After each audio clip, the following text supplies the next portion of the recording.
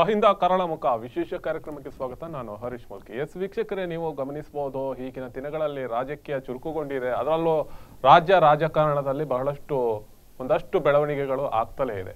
ಅದರಲ್ಲೂ ಇದೀಗಿನ ದಿನಗಳಲ್ಲಿ ನಾವು ಗಮನಿಸುವುದೇ ಆದರೆ ಒಂದಷ್ಟು ಹಿಂದೂ ಸಂಪ್ರದಾಯಗಳಾಗಿರ್ಬೋದು, ದತ್ತಪೀಠ ಆಗಿರ್ಬೋದು, ಅಥವಾ ಹನುಮ ಜಯಂತಿ ಆಗಿರ್ಬೋದು, ಇನ್ನಿತರ ಆಚರಣೆಗಳಾಗಿರ್ಬೋದು, ಅಥವಾ ಯಾವುದೇ ಒಂದು ಪಕ್ಷದ ಅಧಿಕೃತವಾದಂಥ ಒಂದು ಚಳುವಳಿ ಆಗಿರ್ಬೋದು, ಇದೆಲ್ಲವನ್ನು ಕೂಡ ಹತ್ತಿಕ್ಕೋದಕ್ಕೆ ಒಂದಷ್ಟು ಸೆಕ್ಷನ್ಗಳನ್ನು ಹಾಕ್ತಾ ಇದ್ದಾರೆ.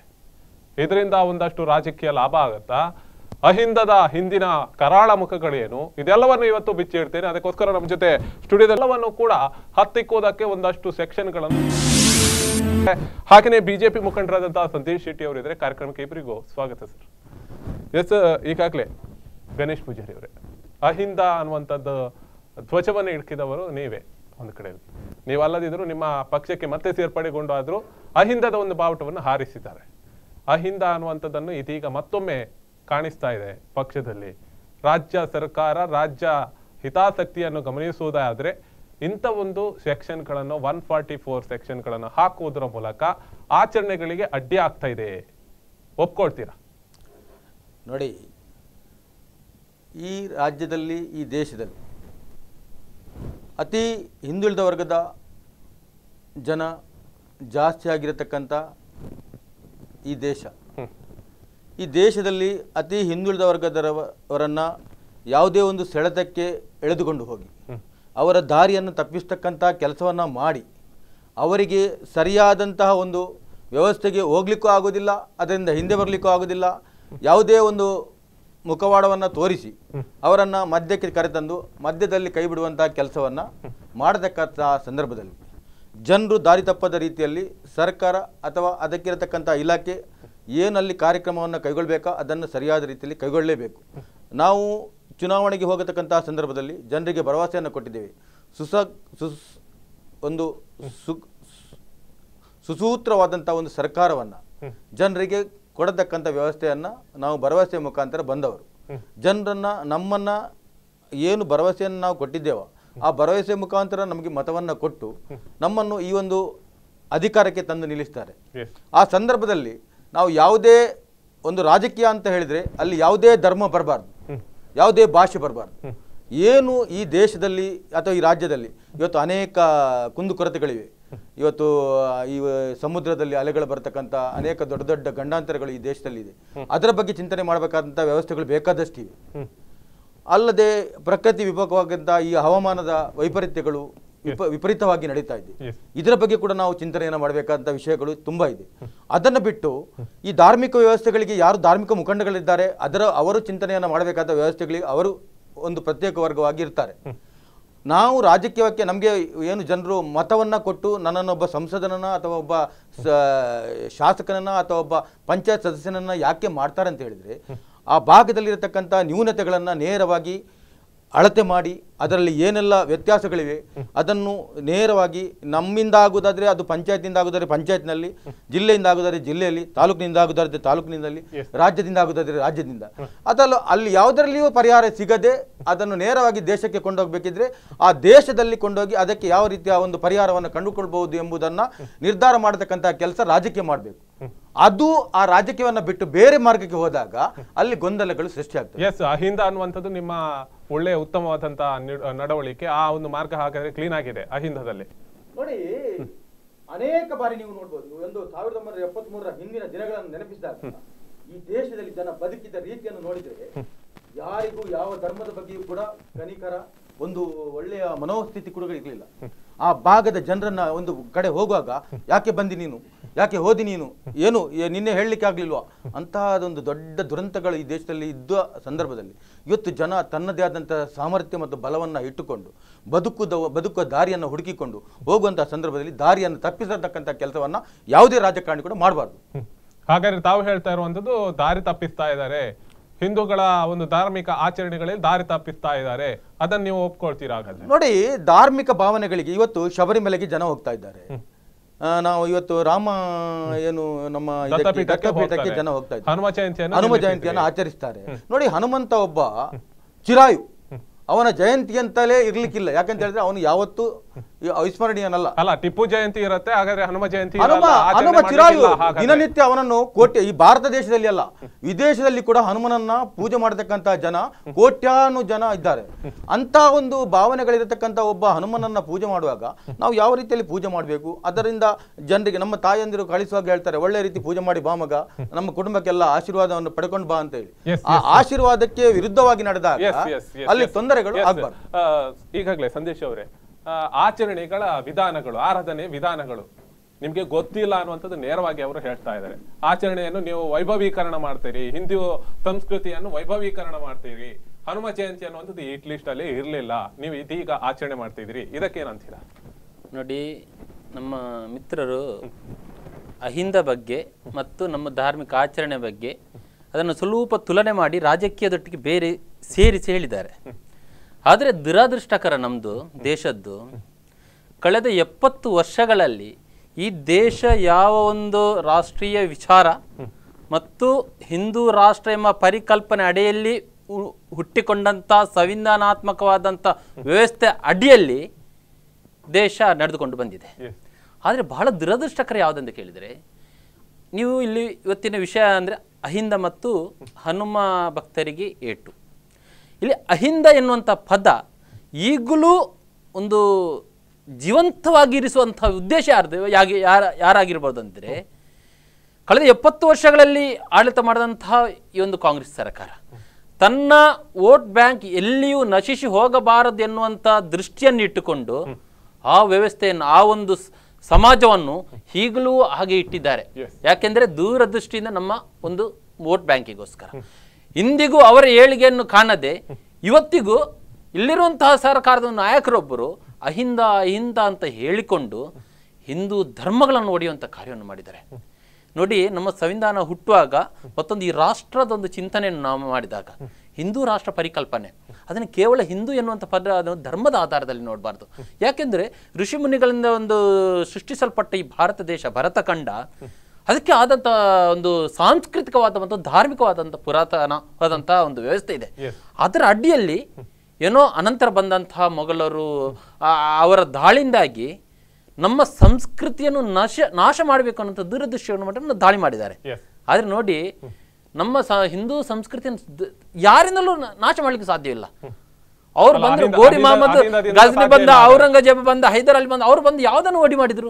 ದೇವಸ್ಥಾನದಲ್ಲಿರುವಂತಹ ಮೂರ್ತಿಗಳನ್ನು ಹೊಡಿ ಮಾಡಿದ್ರು ಹೊರತು ನಮ್ಮ ಸಂಸ್ಕೃತಿಯನ್ನು ಆ ಒಂದು ನಾಶದಿಂದ ಸಾಧ್ಯವಿಲ್ಲ.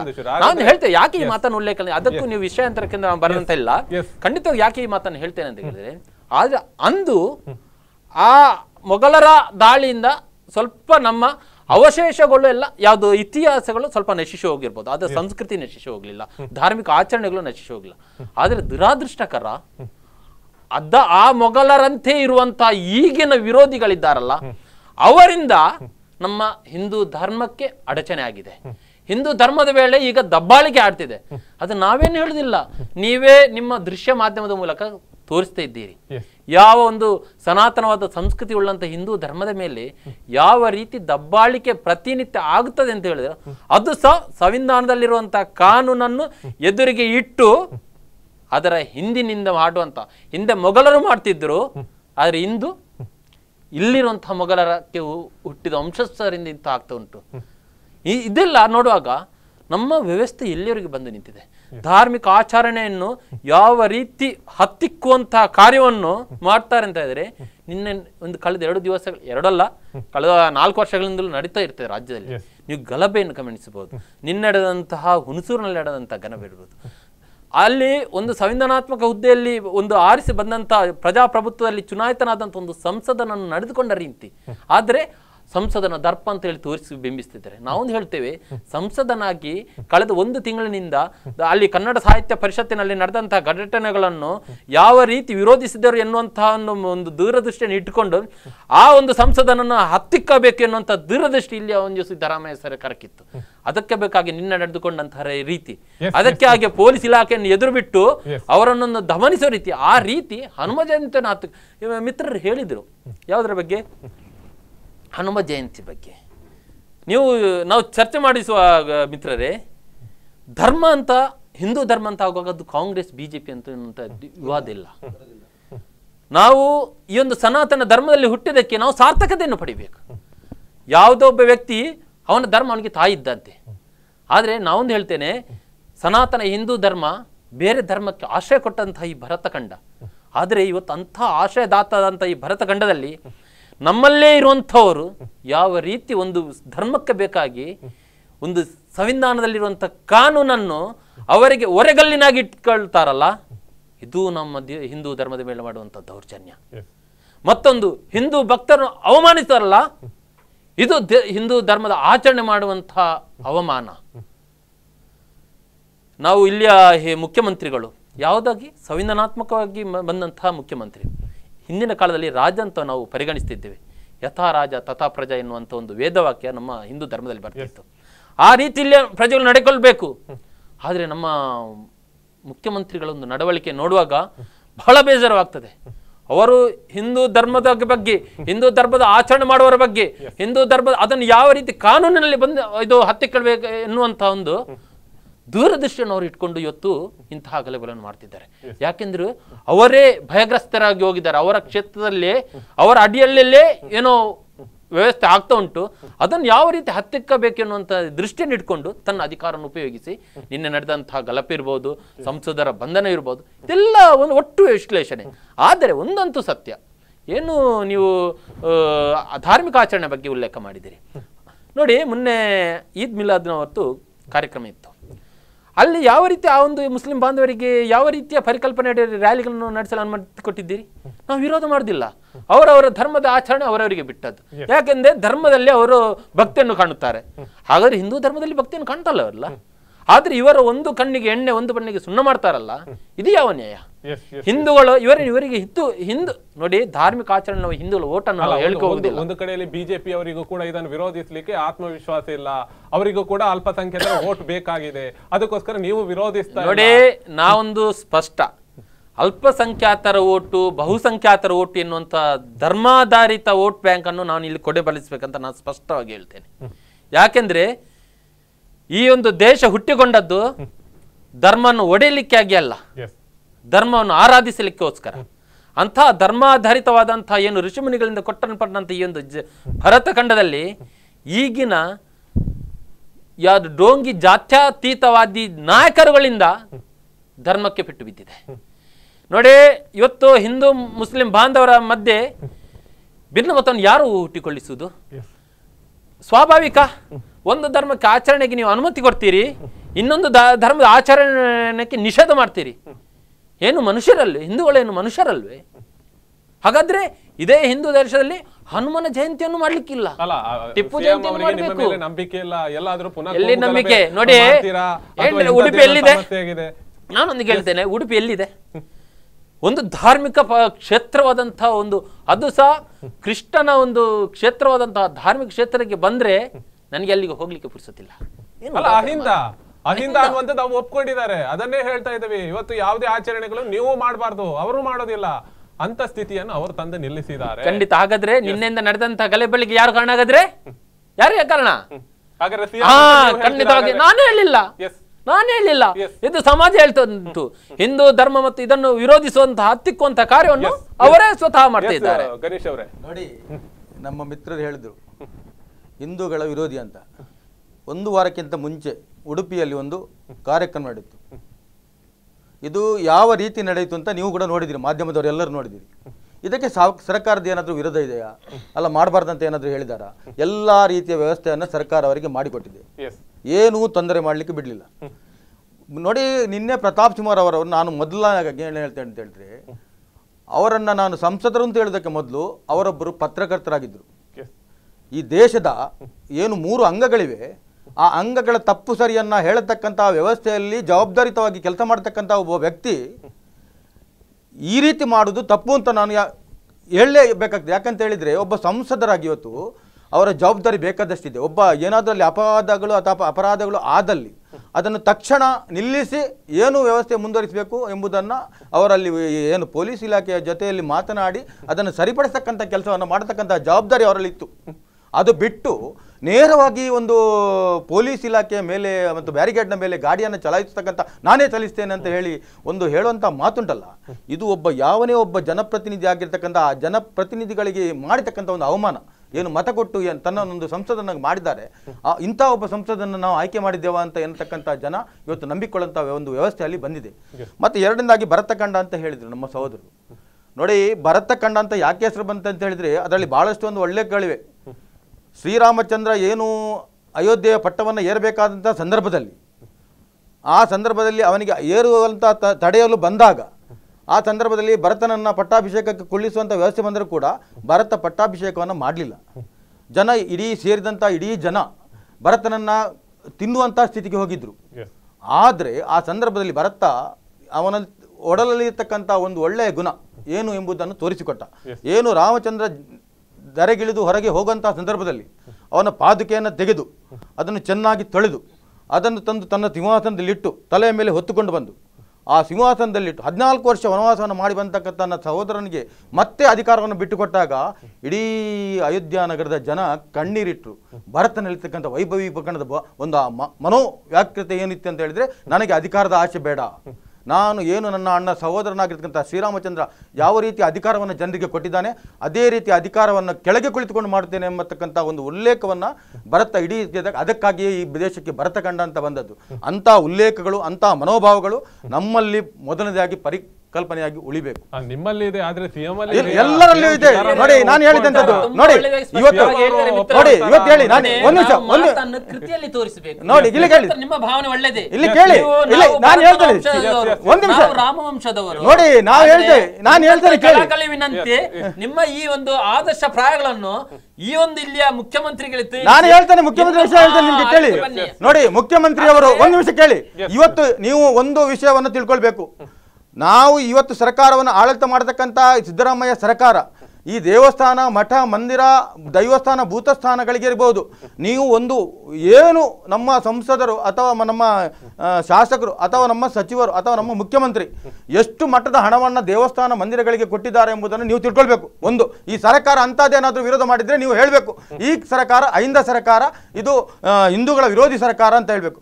ಇವು ಪ್ರತಿಯೊಂದು ವ್ಯವಸ್ಥೆಯನ್ನು ನೋಡಿ, ಇವತ್ತು ದೇವಸ್ಥಾನದಲ್ಲಿರ್ಬೋದು ಕೋಟಿಗಟ್ಟಲೆ ಹಣವನ್ನು ದೇವಸ್ಥಾನದ ಅಭಿವೃದ್ಧಿಗಳಿಗೆ ಕೊಟ್ಟಂತಹ ವ್ಯವಸ್ಥೆ ಇವತ್ತು ನಮ್ಮಲ್ಲಿ ದಾಖಲೆ ಸಮೇತವಾಗಿದೆ. ಒಂದು ಸರ್ಕಾರ ಅವರನ್ನು ನೇರವಾಗಿ ವಿರೋಧ ಮಾಡತಕ್ಕಂಥ ಒಂದು ಆಪಾದನೆ ಉಂಟಲ್ಲ, ಅದು ತಪ್ಪು. ಯಾವುದು ಈ ದೇಶದಲ್ಲಿ ಇರತಕ್ಕಂಥ, ಈ ರಾಜ್ಯದಲ್ಲಿ ಇರತಕ್ಕಂಥ ಏನು 6 ಕೋಟಿ 7 ಕೋಟಿ ಜನರಲ್ಲಿ 7 ಕೋಟಿ ಜನರಲ್ಲಿ 6 ಕೋಟಿ ಚಿಲ್ಲರೆ ಜನ ಹಿಂದೂಗಳಿದ್ದು ಅವರಿಗೆಲ್ಲರಿಗೂ ಸಮಾನವಾದ ಅಧಿಕಾರ, ಸಮಾನವಾದ ಆಹಾರ, ಸಮಾನವಾದ ಭದ್ರತೆಯ ಪದ್ಧತಿಯನ್ನು ಕೊಡತಕ್ಕಂಥ ವ್ಯವಸ್ಥೆಯನ್ನು ಸಂಪೂರ್ಣವಾಗಿ ವ್ಯವಸ್ಥಿತವಾಗಿ ಯಾವುದೇ ರೀತಿಯ ತೊಡಕಿಲ್ಲದೆ ಸಿದ್ದರಾಮಯ್ಯ ಸರ್ಕಾರ 5 ವರ್ಷ ಒಂದು 4.5 ವರ್ಷ ಸಂಪೂರ್ಣವಾಗಿ ಒಳ್ಳೆಯ ಸರ್ಕಾರವನ್ನು ಜನರಿಗೆ ಕೊಡತಕ್ಕಂಥ ವ್ಯವಸ್ಥೆಯನ್ನು ಮಾಡಿದೆ. ನಾವು ಹೇಳ್ತೇವೆ ಹಿಂದೂ ಧರ್ಮದ ಸರ್ಕಾರ, ಹಿಂದೂ ಸರ್ಕಾರ ಅಂತ ಬಿಜೆಪಿಯನ್ನು ನೀವು ಹೇಳ್ತಿರಲ್ಲ. ಕಳೆದ 5 ವರ್ಷದಲ್ಲಿ ಒಂದು ನಿಮಿಷ ನಾನು ಹೇಳ್ತೇನೆ ಕೇಳಿ. 5 ವರ್ಷದ ಸರ್ಕಾರ ನಿಮ್ಮ ಇವತ್ತು ಏನು ನಮ್ಮ ಹಿಂದೂಗಳಿಗೆ ನೀವು ನಮ್ದು ಇವತ್ತು ಪ್ರಧಾನಮಂತ್ರಿ ನೋಟ್ ಬ್ಯಾನ್ ಮಾಡಿದ್ರು, ಇದರಲ್ಲಿ ಮುಸ್ಲಿಮರಿಗೆ ತೊಂದರೆ ಆಯ್ತಾ? ಇಡೀ ದೇಶದ ಹಿಂದೂಗಳಿಗೆ ಬಡವನಿಗೂ ಕೂಡ ತೊಂದರೆ ಆಯ್ತು. ಇದನ್ನ ನೀವು ತಿಳ್ಕೊಳ್ಬೇಕಿತ್ತು. ನೋಡಿ, ಹಿಂದೂಗಳ ಬಗ್ಗೆ ಮಾತಾಡುವಾಗ ಹಿಂದೂಗಳಿಗೆ ಏನು ದೈತ್ಯತೆಯನ್ನ ಏರಿಸತಕ್ಕಂಥ ಕೆಲಸವನ್ನ ನೀವೇನಾದ್ರೂ ಮಾಡಿದ್ರೆ ನಾವು ಒಪ್ಕೊಳ್ಬೋದಿತ್ತು. ಇವತ್ತು ಹಿಂದೂಗಳನ್ನ ನಿರ್ನಾಮ ಮಾಡತಕ್ಕಂಥ ಕೆಲಸವನ್ನ ಒಂದು ನೋಟ್ ಬ್ಯಾನ್ ಅಲ್ಲಿ ಮಾಡಿದಂತ ವ್ಯವಸ್ಥೆ. ಏನು ಒಳಗೆ ನಮ್ಮದು ಪ್ರಶ್ನೆ ಇಲ್ಲ. ನಾವೊಂದು ಸ್ಪಷ್ಟವಾಗಿ ಬ್ರೇಕ್ ನಂತರ ಮಾತಾಡುವ. ವೀಕ್ಷಕರೇ, ಒಂದು ಪುಟ್ಟ ವಿರಾಮದ ಬಳಿಕ ಮತ್ತೆ ಕಾರ್ಯಕ್ರಮ ಮುಂದುವರಿಯುತ್ತೆ.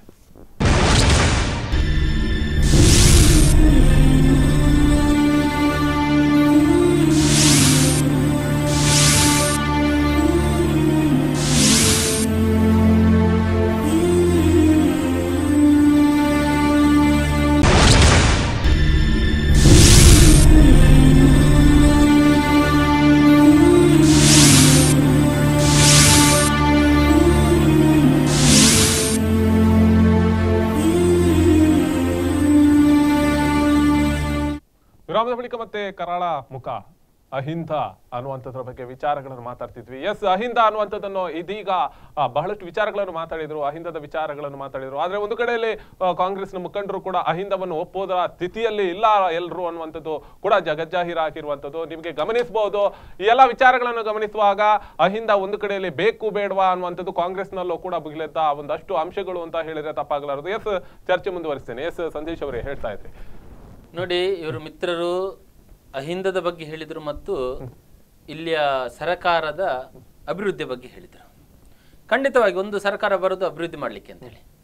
ಆದರೆ ಅಭಿವೃದ್ಧಿಯ ನೆಪವನ್ನು ಇಟ್ಕೊಂಡು ಒಂದು ಧರ್ಮ ನೋಡಿಬಾರದು. ನಿಮಗೆ ಮಿತ್ರರೇ ಬಹಳಷ್ಟು ಹೇಳಿದಿರಿ, ನಾವು ಗಮನಿಸಬೇಕು ಅಂತ. ನೋಡಿ, ನಾವು ಗಮನಿಸದೆ ಇಂತಹ ಅಂಶಗಳನ್ನು ನಾವೆಲ್ಲ ಹೇಳಿಕ್ಕೆ ಸಾಧ್ಯ ಇಲ್ಲ.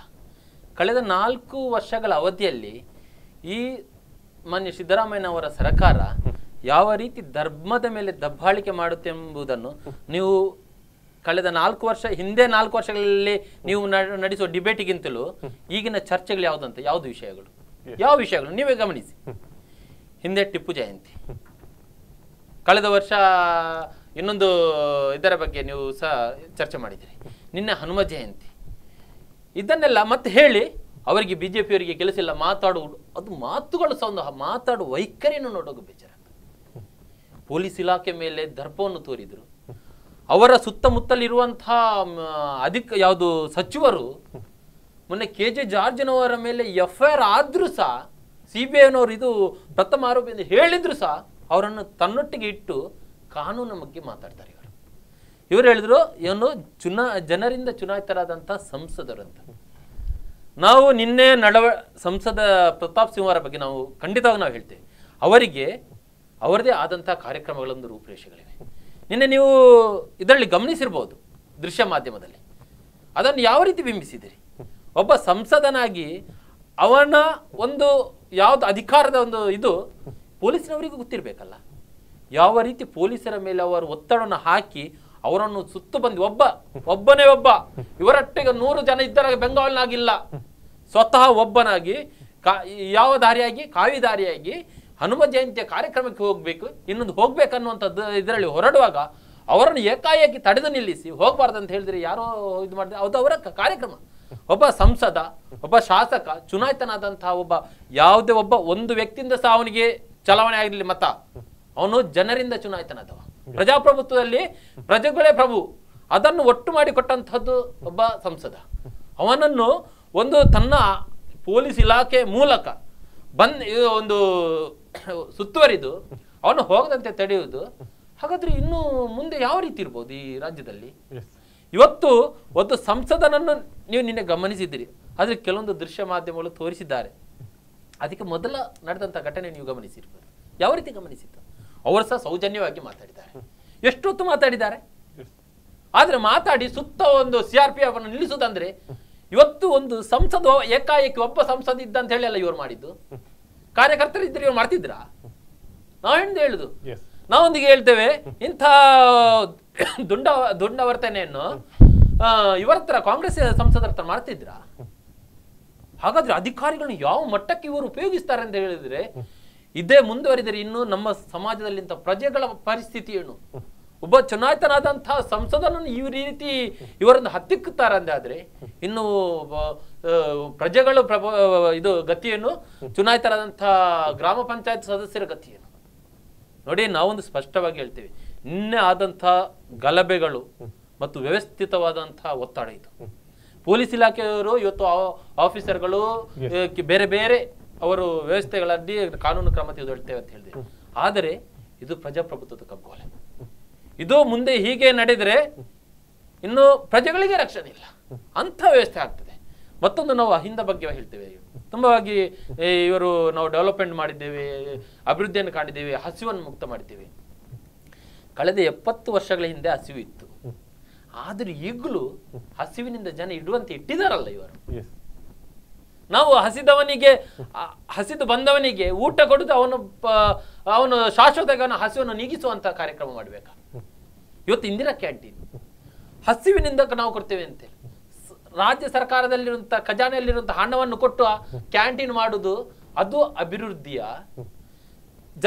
ರಾಜ್ಯದಲ್ಲಿರುವಂತಹ ಜನರು ಶಾಶ್ವತವಾಗಿ ಮನೆಯಲ್ಲಿ ಊಟ ಇರುವ ಹಾಗೆ ಮಾಡುದು ಅದು ಅಭಿವೃದ್ಧಿಯ? ಅಂದ್ರೆ ನಾವು ಜನರು ಪ್ರಜ್ಞಾವಂತರಾಗಬೇಕು. ಇಂತಹ ಯಾವುದು ಕ್ಯಾಂಟೀನ್ ಮತ್ತೆ ಅಕ್ಕಿ ಕೊಡುವುದು ಇದು ವ್ಯವಸ್ಥೆ ನೋಡಿ. ಆದ್ರೆ ನೀವು ಕಳೆದ ಇವರು ಅಕ್ಕಿಯ ಬಗ್ಗೆ ಮಾತಾಡಿದ್ದಾರೆ. RTL ಯಾರು ನಿಮ್ಮ ಸುವರ್ಣ ನ್ಯೂಸ್ನಲ್ಲಿ ಬಂದಿದೆ, RTL ಕೇಳಿದ್ದಾರೆ ಆ ಅಕ್ಕಿಗೆ 29 ರೂಪಾಯಿ ಕೇಂದ್ರದಿಂದ ಸರ್ಕಾರದಿಂದ ಬರೋದು, ರಾಜ್ಯ ಸರ್ಕಾರದಿಂದ ಎಷ್ಟು ಬಂದದ್ದು? 3 ರೂಪಾಯಿ. 3 ರೂಪಾಯಿಯನ್ನು ಕೊಟ್ಟು ಯಾರ್ದ ದುಡ್ಡು ಎಲ್ಲಮ್ಮನ ಜಾತ್ರೆಯಾಗಿ ಮಾಡ್ತಿದ್ದಾರೆ ಇವರು. ಮಾಡ್ಲಿ, ಯಾಕಂದ್ರೆ ಸರ್ಕಾರ ಇವತ್ತು. ಆದರೆ ಜನರನ್ನು ದಿಕ್ಕು ತಪ್ಪಿಸುವಂತಹ ಕಾರ್ಯ ಮಾಡಬಾರ್ದು. ಇವರಿಗೆ ಅವಕಾಶ ಕೊಟ್ಟಿದ್ದಾರೆ ನೋಡಿ. 5 ವರ್ಷ ಬಹಳ ಒಂದು ಯಶಸ್ವಿಯಾಗಿ ಅವರಿಗೆ ಜನರು ಇಲ್ಲಿ ಕರ್ನಾಟಕ ಜನತೆ ಸಿದ್ದರಾಮಯ್ಯ ಸರ್ಕಾರಕ್ಕೆ ಕೊಟ್ಟಿದ್ದಾರೆ. ಆದ್ರೆ ಅದನ್ನು ದಮನಿಸುವಂತ ಕಾರ್ಯಕ್ಕೆ ಕೈ ಹಾಕಿದ್ರು. ಮತ್ತೊಂದು ಆರೋಪ ಕೇಳಿ ಬರ್ತಾ ಇದೆ, ಬಿಜೆಪಿ ಅಧಿಕಾರಕ್ಕೋಸ್ಕರ ಇಂಥ ಸ್ಥಿತಿಗಳನ್ನು ಅದೇ ಉಂಟು ಮಾಡ್ತಾ ಇದೆ ಅನ್ನುವಂಥದ್ದು ಕೂಡ ಆರೋಪ ಕೇಳಿ ಬರ್ತಾ ಇದೆ. ಹಾಗಾದ್ರೆ ಅದನ್ನ ಏನ್ ಹೇಳ್ತೀರಾ ತಾವು? ಹಾಗಾದ್ರೆ ನೋಡಿ, ಇವರು ಉಲ್ಲೇಖ ಮಾಡಿದ್ರೆ 6 ಕೋಟಿ ಜನರಲ್ಲಿ ಎಷ್ಟು ಜನ ಹಿಂದೂಗಳಿದ್ದಾರೆ, ಎಷ್ಟು ಜನ ಇದು ಅಲ್ಪಸಂಖ್ಯಾತರಿದ್ದಾರೆ. ನಾನೊಂದು ಸ್ಪಷ್ಟ ಹೇಳ್ತೇನೆ, 6 ಕೋಟಿ ಜನರು ಕರ್ನಾಟಕದ ಜನತೆ. ಅದರಲ್ಲಿ ನಾವು ಹಿಂದೂಗಳು, ಅಲ್ಪಸಂಖ್ಯಾತರು, ಮುಸ್ಲಿಮರು ಎನ್ನುವಂತ ಪದ ಇಲ್ಲ. ಈಗ ಮೋದಿ ಸರ್ಕಾರ ಯಾವ ರೀತಿ ಆಡಳಿತ ಮಾಡಿಸ್ತಾ ಇದೆ? ಎಲ್ಲಾ ವರ್ಗದ ಜನರನ್ನು ವಿಶ್ವಾಸಕ್ಕೆ ತೆಗೆದುಕೊಂಡು ಹೋಗುವಂತಾಗಿದೆ ನೋಡಿ. ಒಂದು ಸಮುದಾಯ, ಒಂದು ಧರ್ಮದ ಬಗ್ಗೆ ಅನ್ಯಾಯವಾದಾಗ ಅದನ್ನು ಒಂದು ಪ್ರತಿಭಟಿಸುವುದು, ಅದರ ಬಗ್ಗೆ ಹೋರಾಟ ಮಾಡುವುದನ್ನು ನೀವು ಬಿಜೆಪಿಗೆ ಸರ್ಕಾರಕ್ಕೆ ಬರಬೇಕು, ಅದಕ್ಕಾಗಿ ಮಾಡುವಂತ ಹೇಳ್ತೀರಿ. ಹಾಗಾದ್ರೆ ಒಂದು ಧರ್ಮಕ್ಕೆ, ಒಂದು ಸಮುದಾಯಕ್ಕೆ ಅನ್ಯಾಯವಾದಾಗ ಪ್ರತಿಭಟಿಸಲೇಬಾರ್ದ? ನಾವು ಪ್ರತಿಭಟಿಸುವುದಿಲ್ಲ. ನಿಮ್ಮ ದೃಶ್ಯ ಇದು ಮಾಧ್ಯಮದವರೇ ಇಲ್ಲೇ ಸರ್ಕಾರದ ಅನ್ಯಾಯವನ್ನು ಎತ್ತಿ ತೋರಿಸ್ತಾ ಇದ್ದಾರೆ. ಆದ್ರೆ ಅದು ಸಹ ಒಂದು ಧರ್ಮದ ಇದು ಒಂದು ಪಂಗಡದ ಬಗ್ಗೆ ಅದನ್ನು ಹೇಳ್ತಾರಲ್ಲ, ಒಂದು ಮಾಧ್ಯಮ ಒಂದು ಪಂಗಡಕ್ಕೆ ಸೇರಿದ್ದು ಅನ್ನುವಂಥದ್ದು. ನೋಡಿ, ಅದಕ್ಕೂ ಬಣ್ಣ ಹಚ್ಚುವಂಥದ್ದು ಇದೆ. ಇವತ್ತು ಸಮಾಜದಲ್ಲಿ ಆಗತಕ್ಕಂತಹ ವಿಚಾರಗಳು ಬಹಳ ಒಂದು ಖೇದವನ್ನು ಹುಟ್ಟಿ ಆಗ್ತದೆ. ನೀವು ಗಮನಿಸಿರ್ಬೋದು ಅಲ್ಲ, ಅಮಿತ್ ಶಾ ಅವರು ಮಂಗಳೂರಿಗೆ ಬಂದದ್ದೇ ಮಾಧ್ಯಮದವರನ್ನ ಖರೀದಿ ಮಾಡ್ಲಿಕ್ಕೆ ಅನ್ನುವಂಥದ್ದು ಮಾಹಿತಿ ಕೂಡ ಬಹಳಷ್ಟು ಹರಿದಾಡ್ತಾ ಇದೆ ನೋಡಿ. ಸಿದ್ದರಾಮಯ್ಯ ಅವರ ಸರ್ಕಾರ ಬಂದ ನಂತರ ನಾನು ಹೇಳ್ತೇನೆ, ನಿನ್ನೆ ದಿನೇಶ್ ಗುಂಡ್ರಾವ್ ಅವರು ಒಂದು ಮಾತನ್ನು ಹೇಳಿದ್ರು, ಬಹಳ ನಗು ಬರ್ತದೆ. ಒಂದು ಜವಾಬ್ದಾರಿಯುತ ಸ್ಥಾನದಲ್ಲಿರುವಂತಹ ಸಚಿವರು, ಒಬ್ಬನ ಜವಾಬ್ದಾರಿ, ಪಕ್ಷದ ಹಿರಿಯರು ಒಂದು ಯುವ ಮೋರ್ಚಾದ ಅಧ್ಯಕ್ಷನಿಗೆ ಏನಾದ್ರು ಸಲಹೆಗಳನ್ನು ಕೊಟ್ರೆ ಅದನ್ನು ದೂರದಲ್ಲಿ ನಿಂತು ನೆಗಡಿಸ್ತಾರಲ್ಲ. ನಾವೊಂದು ಸಲಹೆಯನ್ನು, ನಮ್ಮ ತಪ್ಪನ್ನು ಹೇಳಿದವರಿಗೆ ನಾವು ಸಲಹೆ ಅಂತ ಸ್ವೀಕರಿಸುವ ಸಂಸ್ಕೃತಿ ನಮ್ಮದು. ಹಿರಿಯರು ಹೇಳ್ತಾರೆ ನಮ್ಮ ಬಗ್ಗೆ, ಅದನ್ನು ಸಲಹೆ ಅಂತ ಸ್ವೀಕಾರ ಮಾಡುದು. ನಿನ್ನೆ ನಡೆದಂತ ಅಷ್ಟೊಂದು ಗಲಭೆಗಳಾದ ನಂತರ ಇವರನ್ನು ಬಂಧಿಸಿದ್ರು. ಅದಕ್ಕೆ ದಿನೇಶ್ ಗುಂಡ್ರಾವ್ ಅಂತ ಹೇಳಿದ್ರು, ಮುನ್ನ ಅಮಿತ್ ಶಾ ಅವರು ಬರುವಾಗ ಹೇಳಿದ್ರಂತೆ. ನಾವು ಅದನ್ನು ಒಪ್ಕೊಳ್ತೇವೆ, ನಾವು ಒಪ್ಕೊಳ್ತೇವೆ. ಪ್ರತಾಪ್ ಚೌಹಾಣ್ ನಿನ್ನೆ ಗಲಭೆ ಬಗ್ಗೆ ಹೇಳಿಕೆ ಉಲ್ಲೇಖ ಮಾಡಲಿಲ್ಲ, ಚರ್ಚೆ ಮಾಡಿ ನಾವು ಅದಕ್ಕೇನು ಇದಿಲ್ಲ. ಆದ್ರೆ ನಮ್ಮಲ್ಲಿ ಅಂತಹ ಸಂಸ್ಕೃತಿ ಇದ್ದೆ. ಯಾಕೆಂದ್ರೆ ಇವತ್ತು ಕಾಂಗ್ರೆಸ್ನ ಪರಿಸ್ಥಿತಿ ಎಲ್ಲಿವರೆಗೆ ಮುಟ್ಟಿದೆ ಅಂತ ಹೇಳಿ ಯುಪಿಯಲ್ಲಿ ನಡೆದಂತ, ಉತ್ತರ ಪ್ರದೇಶದಲ್ಲಿ ನಡೆದಂತ ಒಂದು ಚುನಾವಣೆಯನ್ನ ಗಮನಿಸಬೇಕು. ಇವರು ಬಹಳ ಡೆಸ್ಪರೇಟ್ ಆಗಿ ಹೋಗಿದ್ದಾರೆ. ಗುಜರಾತಿನಲ್ಲಿ ಕೆಲವೇ ದಿನಗಳಲ್ಲಿ ಅದರ ಫಲಿತಾಂಶ ಬರೆದಿದೆ. ಈಗಲೇ ನಿಮ್ಮ ದೃಶ್ಯ ಮಾಧ್ಯಮಗಳಲ್ಲಿ ಯಾವ ರೀತಿಯ ಒಂದು ಅವಲೋಕನವನ್ನು ಬಹಳ ಸ್ಪಷ್ಟವಾಗಿ ನಾನು ಹೇಳ್ತೇನೆ. ಬಹಳ ಬೇಜಾರು ಯಾವುದು ಅಂದ್ರೆ ಹೇಳಿದ್ರೆ, ಒಂದು ಪ್ರಜಾಪ್ರಭುತ್ವದಲ್ಲಿ ಆಡಳಿತ ಪಕ್ಷ ಎಷ್ಟು ಯಶಸ್ವಿಯಾಗಿ ಕಾರ್ಯನಿರ್ವಹಿಸ್ತದೆ ಅಂತ ಹೇಳಿದ್ರೆ, ಎದುರಿನಲ್ಲಿರುವಂತಹ ವಿರೋಧ ಪಕ್ಷ ಅದಕ್ಕೊಂದು ಬಹಳ ಒಂದು ರಕ್ಷಣೆ ಆಗಿ ನಿಲ್ಲತಕ್ಕಂತಹ ವಿರೋಧ ಪಕ್ಷ ಆಗಿರ್ಬೇಕು. ನಮ್ಗೆ ಈಗ ಬೇಜಾರು ಯಾವ್ದಂದ್ರೆ ಕೇಳಿದೆ, ಅಂತಹ ವಿರೋಧ ಪಕ್ಷವಿಲ್ಲ ಅಲ್ಲ ಅಂತ. ಅಂತ ಒಂದು ನಾಯಕತ್ವ ಅನ್ನೋ ಒಂದು ಕೊರತೆ ಕಾಂಗ್ರೆಸ್ನಲ್ಲಿ ಇದ್ದು ಕಾಣ್ತಿದೆ. ನೀವು ದೂರದ ಅಮೆರಿಕದಲ್ಲಿ ಚುನಾವಣೆ ಆಯ್ತು, ಅಂತ ಜಗತ್ತಿಗೆ ದೊಡ್ಡನಂತ ಬಿಂಬಿಸುವಂತಹ ದೇಶದಲ್ಲಿಯೇ ನಾಯಕತ್ವದ ಕೊರತೆ ಕಾಣ್ತಾ ಇತ್ತು. ಆದ್ರೆ ಏನೋ 2020ಕ್ಕೆ ವಿಶ್ವಗುರು ಆಗ್ಬೇಕೆನ್ನುವಂತ ದೂರದೃಷ್ಟಿಯನ್ನು ಇಟ್ಕೊಂಡಂತ ಭಾರತದಲ್ಲಿ ಪ್ರಬಲ ನಾಯಕ ಹುಟ್ಟಿಕೊಂಡಿದ್ದಾನೆ. ಅದು ಯಾವ ಪಕ್ಷದಿಂದ? ಯಾವ ಪಕ್ಷದಿಂದ? ವಂಶಾಡಳಿತವಾಗಿ ಬಂದಂತಹ ಪಕ್ಷ, ಆಧಾರಿತವಾದಂತಹ ಪಕ್ಷದಿಂದ ಅಲ್ಲ. ಪ್ರಜಾಪ್ರಭುತ್ವದಲ್ಲಿರುವಂತಹ ಪ್ರಜೆಯೇ ಒಂದು ಪ್ರಭು. ಆ ರೀತಿಯನ್ನ ಸಿದ್ಧಾಂತ ಮತ್ತು ವಿಚಾರವನ್ನು ಇಟ್ಟುಕೊಂಡಂತ ಭಾರತೀಯ ಜನತಾ ಪಕ್ಷ. ಆದ್ರೆ ಇವತ್ತು ಪ್ರಧಾನಿಯವರು ಹೇಳಿದರು, ಔರಂಗಜೇಬನ ವಂಶಾಡಳಿತವಾದಂತಹ ವ್ಯವಸ್ಥೆ ಕಾಂಗ್ರೆಸ್ನಲ್ಲಿ ಎದ್ದು ಕಾಣ್ತಾ ಇತ್ತು ಅಂತ. ಇಲ್ಲದಿದ್ರೆ ಎಂತೆಂಥ ನಾಯಕನನ್ನು ಹೊಂದಿಕೊಂಡಂತಹ ಈ ಒಂದು ಕಾಂಗ್ರೆಸ್ನಲ್ಲಿ ಇವತ್ತು ಒಂದು ವಂಶಕ್ಕೆ ಬೇಕಾಗಿ ಇವರು ತಟಸ್ಥರಾಗಿದ್ದಾರಲ್ಲ. ನಮ್ಗೆ ಬಹಳ ಬೇಸರ ಆಗುದು ಅಂತ ಕೇಳಿದ್ರೆ ವಿರೋಧ ಪಕ್ಷ ಒಂದು ನಾಯಕನಿಲ್ಲಲ್ಲ ಅಂತ. ಎಸ್ ಎಸ್ ಎಸ್ ಗಣೇಶ್ ಅವರೇ ನೋಡಿ ಅಂತ ಒಂದು ಅವಸ್ಥೆ ವಿರೋಧ ಪಕ್ಷಕ್ಕೆ ಬರುವಂತ ಒಂದು ವ್ಯವಸ್ಥೆ ನೋಡಿ, ರಾಜಕೀಯದಲ್ಲಿ ಸನ್ನಿಧಾನಕ್ಕೆ ಬರ್ತದೆ, ಅದೇನು ದೊಡ್ಡ ವಿಷಯವಲ್ಲ.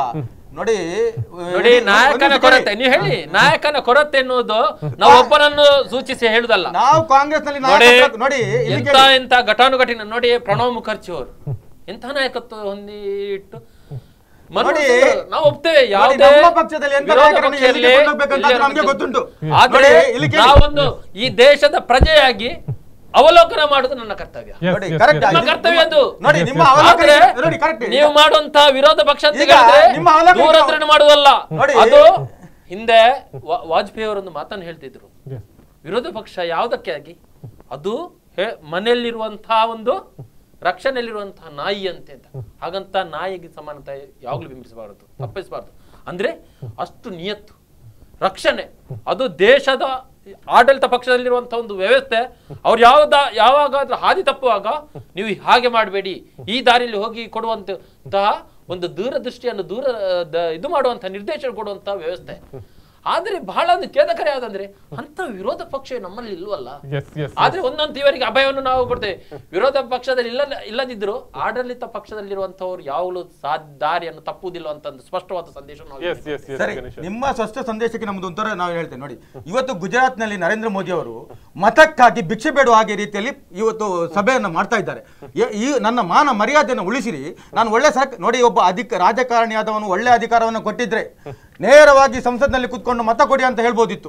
ಇವತ್ತು ಜನರ ಬಳಿಯಲ್ಲಿ ಅವರು ಹೋಗುವ ರೀತಿ ನೋಡಿದ್ರೆ ಅವರೇ ಸ್ವತಃ ಹೇಳ್ತಾ ಇದ್ದಾರೆ, ಅವರ ನಾಯಕರುಗಳು ಹೇಳ್ತಾ ಇದ್ದಾರೆ, ನಾವಲ್ಲ.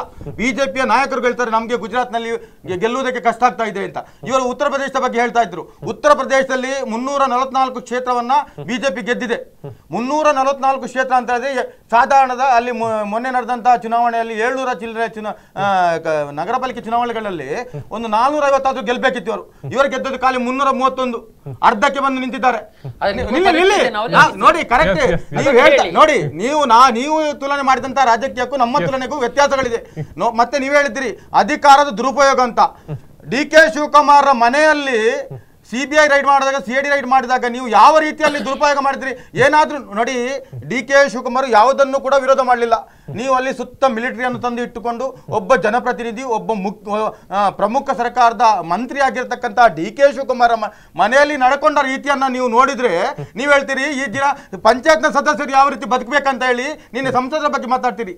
ನೋಡಿ, ಒಬ್ಬ ಡಿ.ಕೆ. ಶಿವಕುಮಾರ್ ಒಂದೇ ಒಂದು ಅಪರಾಧ ಸಿಗದೆ ಏನು ಕೊಡದೆ ಅವನ ಮನೆಗೆ ಬಂದು ಎಲ್ಲ ರೀತಿಯಲ್ಲಿ ನೀವು ಹಿಂದೆ ಹೋಗಿದ್ದೀರಾ. ಅದು ಕೂಡ ಒಂದು ಮಿಲಿಟರಿ ಕಾವಲನ್ನ ಪಡೆಯನ್ನ ಸುತ್ತ ಇಟ್ಟು ಒಬ್ಬ ಟೆರರಿಸ್ಟ್ ಮನೆಯನ್ನ ಯೂಸ್ ಮಾಡಿದ ರೀತಿಯಲ್ಲಿ ಮಾಡಿದ್ದೀರಾ. ಒಬ್ಬ ದೇಶದ ಒಬ್ಬ ಪ್ರಮುಖ ವ್ಯಕ್ತಿ, ಒಬ್ಬ ಪ್ರಜಾಪ್ರಭುತ್ವದಲ್ಲಿ ಎಲ್ಲ ಹಕ್ಕನ್ನು ಪಡೆತಕ್ಕಂಥ ಒಬ್ಬ ಸಮಸ್ತ ನಾಯಕತ್ವ ಇರತಕ್ಕಂಥ ಒಬ್ಬ ವ್ಯಕ್ತಿಯ ಮೇಲೆ ಈ ರೀತಿಯ ದೌರ್ಜನ್ಯ ಮಾಡಿದವರು ನೀವು ನಾಳೆ ಸಾಮಾನ್ಯ ಜನರಿಗೆ ಯಾವ ರೀತಿಯ ದೌರ್ಜನ್ಯವನ್ನು ಮಾಡಬಹುದು ಎಂಬುದನ್ನು ನೀವು ಒಂದು ಮಾತಲ್ಲಿ ತಿಳ್ಕೊಳ್ಳಿ. ಮತ್ತೆ ಎರಡನೇದಾಗಿ ಹೇಳ್ತಿರಲ್ಲ ವಿರೋಧ ಪಕ್ಷದಲ್ಲಿ ಕಾಂಗ್ರೆಸ್ಗೆ ಬಲ ಇಲ್ಲ ಅಂತ. ಒಂದು ನಿಮಿಷ ನಿಮ್ಗೆ ಹೇಳ್ತೀನಿ, ನಮ್ಮ ನಾಯಕರಾಗಿರ್ತಕ್ಕಂಥ ಮಲ್ಲಿಕಾರ್ಜುನ ಖರ್ಗೆ ಅವರ ಒಬ್ಬರನ್ನ ಎದುರಿಸಲಿಕ್ಕೆ ನಿಮ್ಮ ಪ್ರಧಾನಿಯವರಿಗೆ ಸರಿಯಾಗಿ ಉತ್ತರ ಕೊಡಲಿಕ್ಕೆ ಬರಲಿಕ್ಕೆ ಆಗುದಿಲ್ಲ. ಮತ್ತೆ ಎರಡನೇದಾಗಿ ನಿಮ್ಮ ಪ್ರಧಾನಿ ಅವರು ಇವತ್ತು ಹೇಳ್ತಾರೆ ನಾವು ಅಭಿವೃದ್ಧಿ ಹರಿಕಾರ ಎಲ್ಲ ದೇಶದಲ್ಲಿ ನಾನೊಬ್ಬ ಪ್ರಮುಖ ಅಂತ ಹೇಳ್ತಿದ್ದೀರಲ್ಲ, ನೀವು ಒಂದು ಉಲ್ಲೇಖವನ್ನು ಮಾಡಬೇಕು.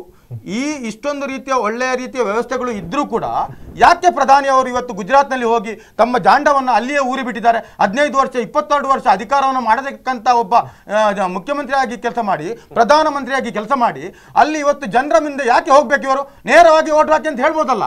ಅಲ್ಲಿಯೇ ಜಂಡ ಉಡುವಂತ ಅಗತ್ಯ ಏನಿತ್ತು? ಅಲ್ಲಿ ಅವರು ಕೂಗ್ತಾ ಇದ್ದಾರೆ, ನನ್ನ ಮಾನ ಉಳಿಸಿ, ನನ್ನ ಮರಿ ಉಳಿಸಿ, ಇಲ್ಲಿ ನನ್ನ ಪ್ರಾಣ, ಇಲ್ಲಿ ನನ್ನ ಮಾನ ಇರುವುದು, ಇಲ್ಲಿಂದ ಏನಾದರೂ ಅಡವಟ್ಟಾದ್ರೆ ನನ್ನ ರಾಜಕೀಯ ಭವಿಷ್ಯ ನಿರ್ನಾಮವಾಗ್ತದೆ ಅಂತ ಹೇಳಿ ಅವರು ಪರಿಪೂರ್ವಕವಾಗಿ ಇವತ್ತು ಎಲ್ಲ ಮಾಧ್ಯಮದ ಮುಂದೆ ನಿಂತು ಹೇಳ್ತಾ ಇದ್ದಾರೆ. ಒಬ್ಬ ಸಾಮಾನ್ಯ ವ್ಯಕ್ತಿ ಹಾರ್ದಿಕ್ ಪಟೇಲ್ರನ್ನ ಎದುರಿಸಲಿಕ್ಕೆ ಆಗತಕ್ಕಂತ ಒಬ್ಬ ನಾಯಕ ನರೇಂದ್ರ ಮೋದಿ ಅಂತ ಹೇಳಿ ಅವರೇ ಬಿಂಬಿಸ್ತಕ್ಕಂತ ವಿಷಯ ನಾವಲ್ಲ. ನಾವು ಕೇಳಿ ನೀವು, ಇದು ಹಾರ್ದಿಕ್ ಪಟೇಲ್ ಒಬ್ಬ ಸಾಮಾನ್ಯ ನಾಯಕತ್ವದಲ್ಲಿ ಇರತಕ್ಕಂಥ ಯಾವುದೇ ರೀತಿಯ ಜನರ ಪ್ರಯೋಜನವನ್ನು ಕೊಡತಕ್ಕಂಥ ಒಬ್ಬ ವ್ಯಕ್ತಿಯನ್ನ ಎದುರಿಸಲಿಕ್ಕೆ ಇವತ್ತು ನರೇಂದ್ರ ಮೋದಿಯಿಂದ ಸಾಧ್ಯವಿಲ್ಲ. ನೀವು ಹೇಳ್ತೀರಿ ಇಡೀ ದೇಶ ವಿಶ್ವವನ್ನ ಅಂತ. ನೋಡಿ, ನಾನು ಒಂದು ಹೇಳ್ತೇನೆ, 70 ವರ್ಷಗಳ ಹಿಂದೆ ಅಂತ ನೀವು ರಾಜಕೀಯವನ್ನು ಹೇಳಿದ್ದೀರಿ, ಗಾಂಧಿ ಮನೆತನ ಅಂತ ಹೇಳ್ತಾ ಇದ್ದೀರಾ. ನೋಡಿ, ಮನಮೋಹನ್ ಸಿಂಗ್ 10 ವರ್ಷ ಅಧಿಕಾರ ಮಾಡಿದ್ದಾರೆ, ನರಸಿಂಹ ಅವರು 5 ವರ್ಷ ಅಧಿಕಾರ, ಅನೇಕ ಜನ 18 ಜನ ಪ್ರಧಾನಮಂತ್ರಿಗಳು ಈ ದೇಶವನ್ನು ಅಧಿಕಾರವನ್ನು ಮಾಡತಕ್ಕಂಥ ವ್ಯವಸ್ಥೆಯಲ್ಲಿ ಬರೇ 2 ಮಾತ್ರ ಗಾಂಧಿ ಮನೆತನದವರು, 3 ಜನ ಮಾತ್ರ ಗಾಂಧಿ ಮನೆತನವರು ಪ್ರಧಾನಮಂತ್ರಿಯಾಗಿ ಕೆಲಸವನ್ನು ಮಾಡಿದ್ದಾರೆ. ನೀವು ನಿಮಗೆ ಬೇರೆ ಏನು ಉಲ್ಲೇಖಗಳಿಲ್ಲ, ಅದಕ್ಕಾಗಿ ಗಾಂಧಿ ಮನೆತನ ಅಂತ ಹೇಳ್ತೀರಿ.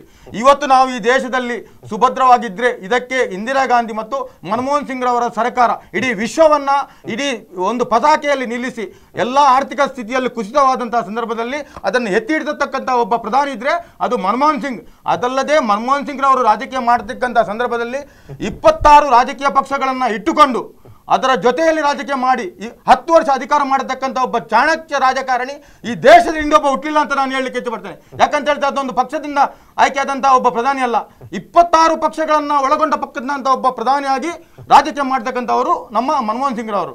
ನೋಡಿ, ನಾವು ಯಾವಾಗಲೂ ನಾವೊಂದು ಹೇಳ್ತೇನೆ, ಇವರು ಮಿತ್ರರು ತುಂಬಾ ನಮ್ಮ ಒಂದು ಬ್ರೇಕ್ ಆದ ನಂತರ ಮಾತಾಡೋಣ. ಎಸ್ ವೀಕ್ಷಕರೇ, ಒಂದು ಪುಟ್ಟ ವಿರಾಮದ ಬಳಿಕ ಕಾರ್ಯಕ್ರಮ ಮುಂದುವರಿಯುತ್ತೆ.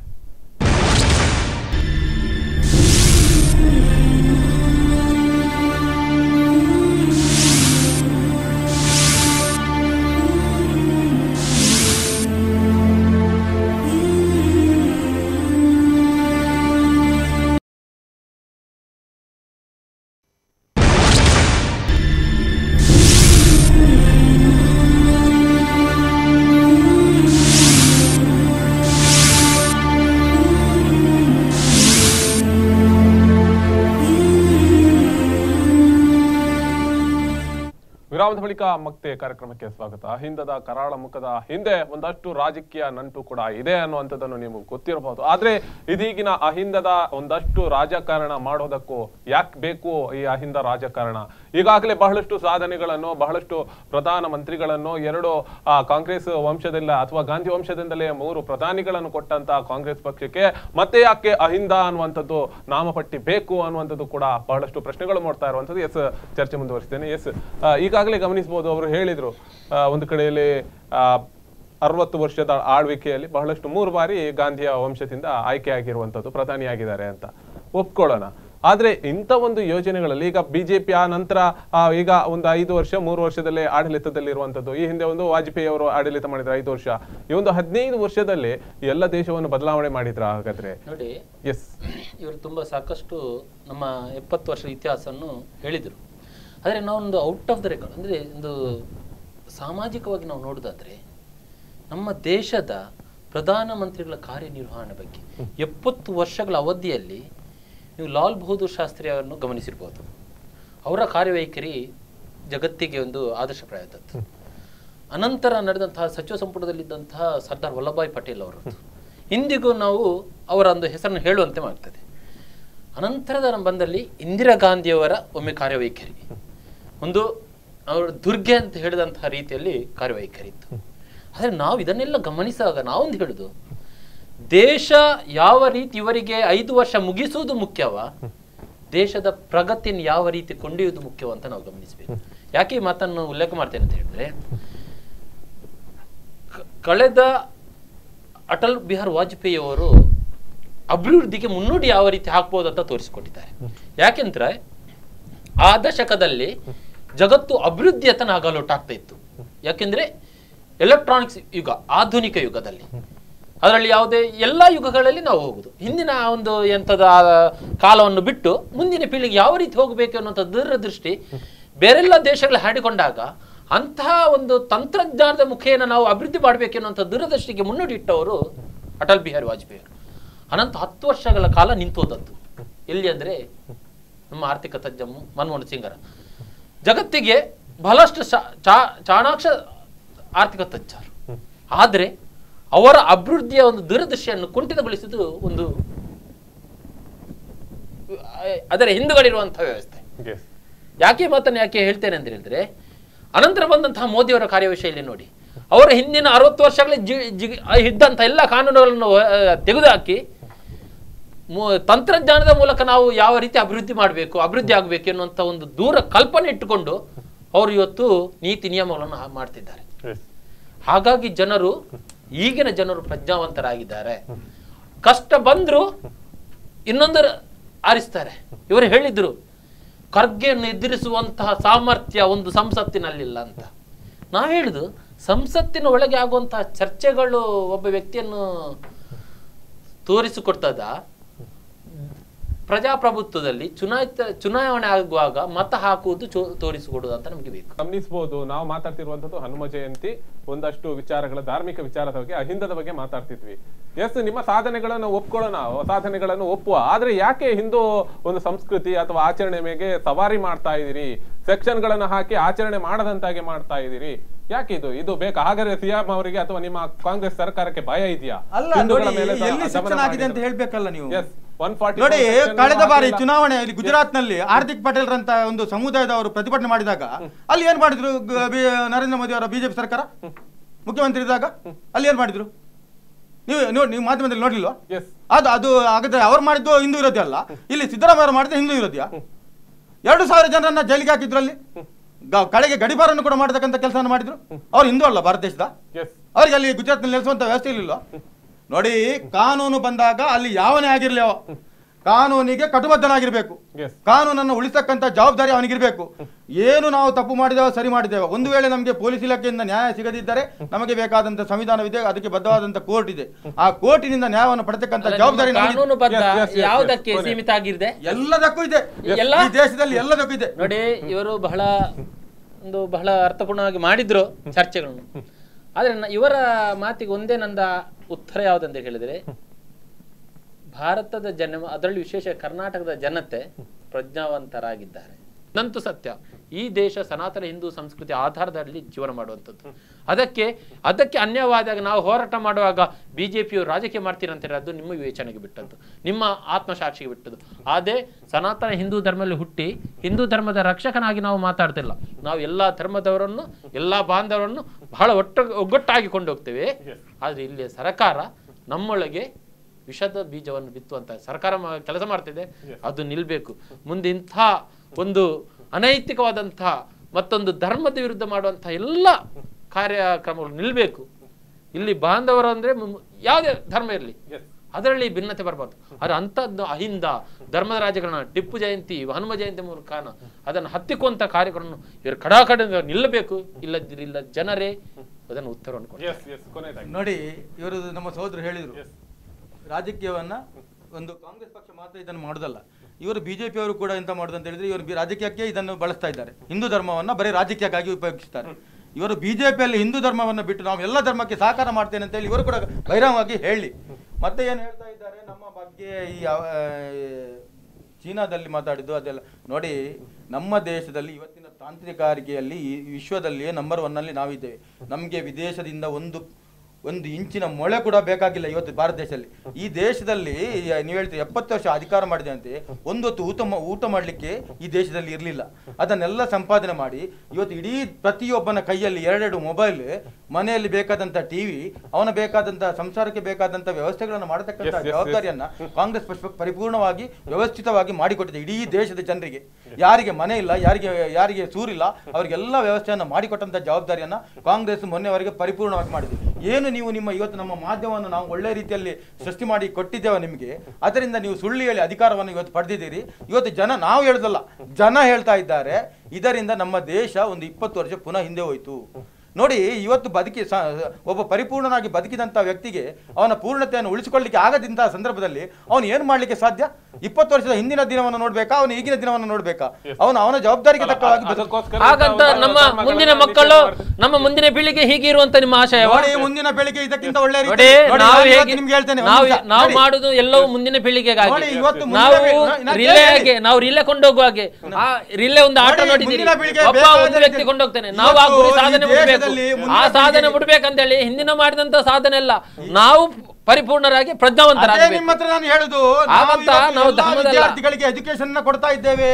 ಅವರ ಕಾಲದಲ್ಲಿ ನೋಡಿ, ಒಂದು ಪ್ರಾಣಿ ಒಂದು ಹುಟ್ಟಿ ಇದು ಕರು ಹಾಕಿದ ಕೂಡಲೇ ಅದಕ್ಕೆ ಆಹಾರವನ್ನು ಕೊಡ್ತದೆ, ಅದು ಅದರ ಕರ್ತವ್ಯ.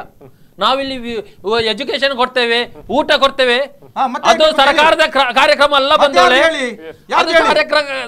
ಸರ್ಕಾರದ ಕಾರ್ಯಕ್ರಮ. ನೀವು ಅವರಿಗೆ ಎಜುಕೇಶನ್ ಕೊಡುದು, ಊಟ ಕೊಡುದಲ್ಲ. ಮತ್ತೆ ಅವರನ್ನು ಊಟ ಮತ್ತು ಎಜುಕೇಶನ್ ತೆಗೆದುಕೊಳ್ಳುವಂತ ಸಾಮರ್ಥ್ಯ ಮಾಡ್ತೀರಲ್ಲ, ಅದು ನಮ್ದು ವ್ಯವಸ್ಥೆ. ನಾವು ಅದನ್ನು ಮಾಡಿಸ್ಬೇಕು. ಅದು ಬಿಟ್ಟು ನಾವು ಅವನಿಗೆ ಒಂದು ಹೊತ್ತಿನ ಊಟ ಕೊಡುದಲ್ಲ. ನೋಡಿ, ಮೋದಿಯವರ ಕಾರ್ಯವೈಖರಿಯನ್ನು ನೀವು ಗಮನಿಸಿರಬಹುದು. ಇಷ್ಟರವರೆಗೂ ಒಂದೇ ಧರ್ಮದ ವಿಚಾರವಾಗಿ ಅವರು ಅಭಿವೃದ್ಧಿಯನ್ನು ಇದು ಮಾಡಲಿಲ್ಲ. ಸಬ್ಕೆ ಸಬ್ಕೆ ವಿಕಾಸ್ ಎನ್ನುವಂತ ಎಲ್ಲಾ ಧರ್ಮದವರೊಟ್ಟಿಗೆ ಇಟ್ಟಿದ್ದಾರೆ, ಎಲ್ಲಿಯೂ ವಿರೋಧ ಮಾಡಲಿಲ್ಲ. ಆದ್ರೆ ನಿಮ್ಮ ಸರ್ಕಾರ ಬಂದ ನಂತರ ಎಲ್ಲಾ ಭಾಗ್ಯಗಳನ್ನು ನೋಡಿ ಅದರಲ್ಲಿ ದ್ವಂದ್ವ, ಯಾವುದೇ ಕಾರ್ಯಕ್ರಮ ಇರಲಿ ಅದರಲ್ಲಿ ದ್ವಂದ್ವ, ಇದ ಒಂದು ಸರ್ಕಾರ. ನಾವು ವಿರೋಧ ಮಾಡುದಲ್ಲ, ಮಾಡಿ ಯಾವ್ದು ಭಾಗ್ಯ ಮಾಡಿದ್ದಾರೆ. ಈಗಲೂ ನೋಡಿ ಆ ಮುಸಲ್ಮಾನ ಬಾಂಧವರ ಹೆಣ್ಮಕ್ಕಳ ಒಂದು ಇದಕ್ಕೆ ಸಹ ಅವರೇ ಇವತ್ತು ದೃಢವಾದಂತಹ ನಿರ್ಧಾರವನ್ನು ಸುಪ್ರೀಂ ಕೋರ್ಟಿನ ಆಧಾರದ ಮೇಲೆ ಯಾರು ಹೇಳಿ ನೋಡಿ, ನಿಮ್ಮ ರಾಜಕೀಯ ವಲಯಗಳು ಒಂದು ಕಡೆ ಹಿಂದೂಗಳ ಬಗ್ಗೆ ಮಾತಾಡ್ತಾ ಇದ್ದೀರಾ, ಇನ್ನೊಂದು ಕಡೆ ಮುಸಲ್ಮಾನರ ಬಗ್ಗೆ ಮಾತಾಡ್ತೀರಾ.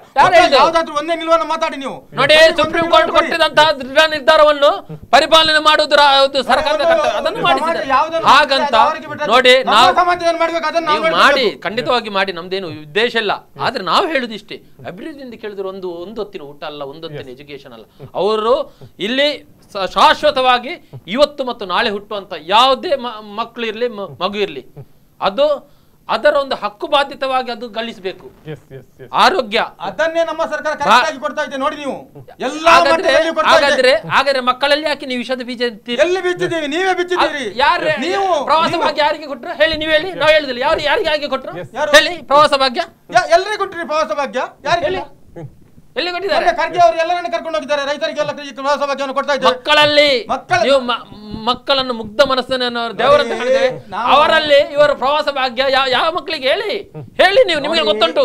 ನಾನು ಹೇಳಿಲ್ಲ, ಇವರು ಹೇಳಿ. ನಾವು ಹೇಳುದು ಇಲ್ಲ. ನೋಡಿ ಸೋದರರೇ, ನಾವು ಇದರಲ್ಲಿ ಚರ್ಚೆ ಅಂತಲ್ಲ, ಆದ್ರೆ ನಾವು ಧರ್ಮಾಧಾರಿತವಾದಂತಹ ಸೌಲಭ್ಯಗಳು ನಿಲ್ಬೇಕು. ನಾವೆಲ್ಲ ಒಂದೇ ಮಕ್ಕಳು. ಹಿಂದೆ ನಾವು ಧರ್ಮವನ್ನು ನಾವು ಸ್ವೀಕಾರ ಮಾಡಿದ್ರು. ಇದು ಪ್ರಜಾಪ್ರಭುತ್ವ, ಇಲ್ಲಿ ಸಂವಿಧಾನಾತ್ಮಕವಾದಂತಹ ಸರ್ಕಾರ, ಅದರಲ್ಲಿ ನಾವು ಎರಡು ಕಣ್ಣು ಕಾಣಬಾರ್ದು.